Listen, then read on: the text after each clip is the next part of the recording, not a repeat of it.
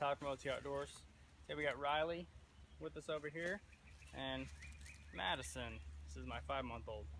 So today we're going to cover our splitwood fire. So I found a piece of poplar that's a dead standing piece.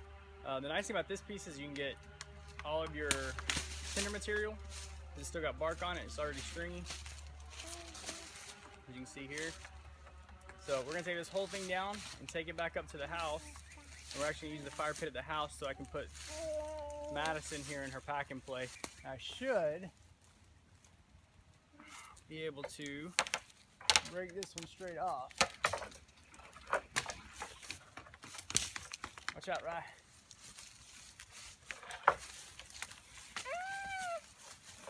Stay right where you're at. There you go there.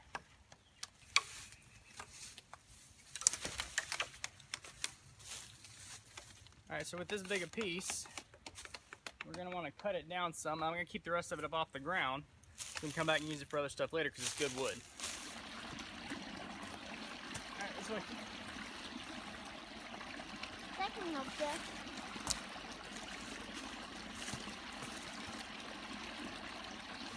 Back out, we'll use the second stroke. We'll go first stroke for that.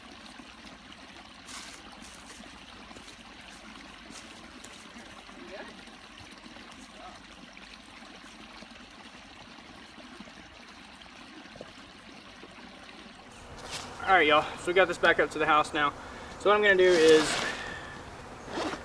reach in here and grab my son. I'm going to cut off the very end where we were connected to the stump where we broke it off from. Here, I'm getting your axe for you. Oh, thank you, dear. We'll need that in just a minute. So it doesn't look too bad, so we're only going to take off a couple inches up here.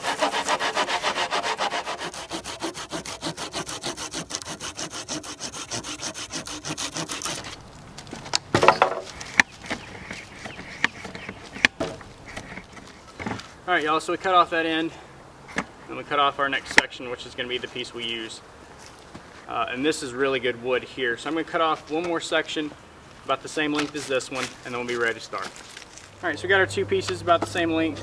One thing I am going to do is I'm going to save all this bark, because this is poplar. This is going to make great tinder material. I'm going to take as much of this stuff off as I can. I apologize now for the background noise. My neighbors over to my right, y'all's left, they're clearing out some of their forest to make room for their horses. So let me go ahead and get the rest of this stuff peeled off, and we're going to start with this top piece, the second piece I cut, because it's got, I don't see hardly any rotting. There's a little bit here in the sides and the bottom, but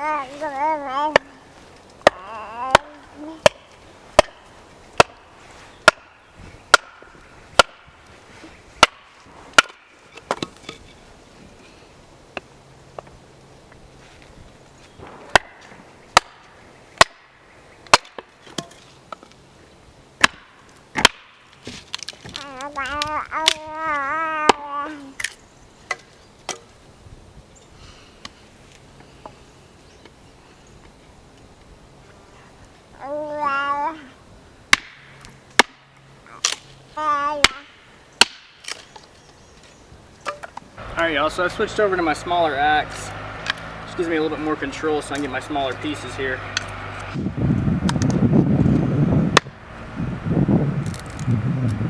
Now one thing you can do, I don't really prefer to do it, you can use your knife to do this, to split these down. I think your knife should be used for cutting. Unless it's an absolute emergency, your knife should be used for what it's intended for. You should use an axe for what it's intended for, a saw for what it's intended for, and a knife for that case for what it's intended for. I will go ahead and show you all a few on how to do this with your knife, just for reference. So take your blade away from you on your knife. Find where you want to split, just tap it in there, and just get it started. Now I know this knife is capable of it because I've tested it when I got it to make sure it would do all this, and it works just fine. I think your knife should be used for a knife, not for a splitting tool, unless it's an absolute emergency. So now you know, and you can do this whole process with your knife if you need to, all the way from batoning it down to getting your shavings, which we will use your knife for to get your shavings, but the entire process can be done with your knife in an emergency situation. But like I said, I prefer not to use my knife for that unless it's an absolute emergency. Now, like I said, yes, I have tested my knife to make sure it's capable of that. So I have trained with my knife in that situation to make sure the knife itself was capable of performing that task. So I know that is not an issue. So I have practiced using my knife for that reason, to test my knife and to just practice doing it with my knife, but I don't do it on a regular basis. All right, so when you're done, this is what you should have left. You should have your pencil lead size stuff and smaller, about your pencil size stuff, and you got your bigger stuff over there. This is kind of mixed in right now. I'm going to separate it out a little bit more, but you should have your 3 basic piles just like you do with your twig fire. And then we're going to take a couple of these good pieces, good straight pieces here that don't have a lot of knots in them. We're going to make our shavings with those.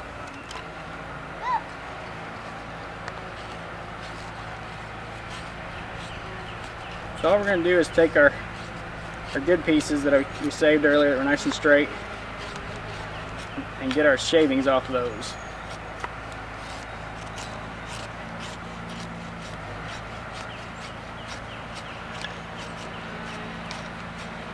If you carry a pocket knife with a serrated edge on it, really quick trick is once you get somewhat of a flat spot started, if you use your serrated edge on your knife, it will give you some really fine, really quick curls because it's not even. It'll bite into that wood in different places and pull a bunch of small stuff off at one time and make some really fine curls. So I'm going to use the stuff I just took with my pocket knife here and put that on the top of my pile. Break this off. And this is one I did a while ago with my knife. And save the rest of these for the second stage stuff. Go through and find some of those really fine ones that I did with my other knife. So we got a couple of really fine pieces and then some bigger pieces. Alright y'all, so I'm just going to use my pocket knife today. There we go.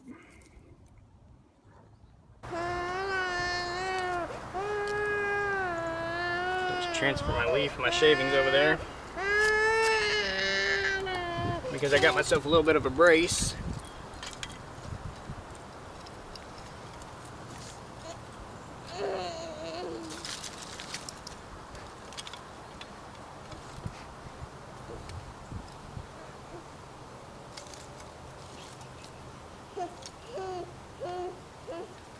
Kind of go back and forth, zigzag it a bit.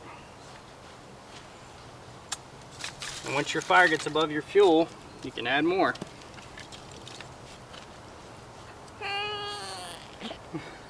Maddie's not real happy at the moment.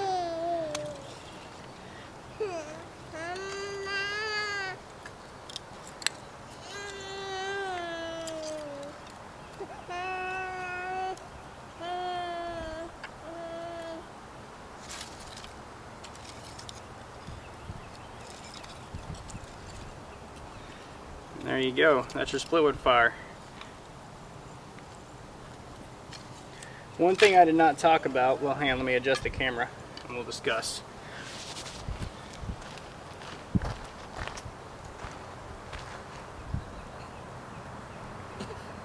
Alright, one thing I did not discuss as far as wet conditions, if you're using a split wood fire in wet conditions, you want to split the outsides off, basically quarter the sides off, and then use the inside of the wood. That's the only thing you would do different. I didn't do that today because it was all dry and it didn't matter. But if you're going to use a split wood fire in wet conditions, you want to quarter off the outside edges and use just the inside of the wood. You can go back and use that dry stuff or the wet stuff up on the outside after you've got your fire going good with the stuff that's on the inside. Geographically, you may live in a location that's all mature forest, and that's the only way you can start a fire, because all these trees have been there so long they've shed all their lower branches, so you're not going to have a lot of twigs and small sticks on the ground to start your fires with. So by using a split wood fire, that takes care of your wet conditions. Also, it takes care of if you're in a location that's predominantly mature forest. Practice in your backyard. That way when you go to the woods, you've mastered that skill in a controlled environment. You don't have to worry about it anymore. You know that skill. You know that you know that skill. All right, you say it first. Remember, this is our story coming. You get it. As Riley just said, remember, there's always a storm coming. Keep your powder dry, your action, your knife sharp, and eye on your back trail. We'll see y'all next time.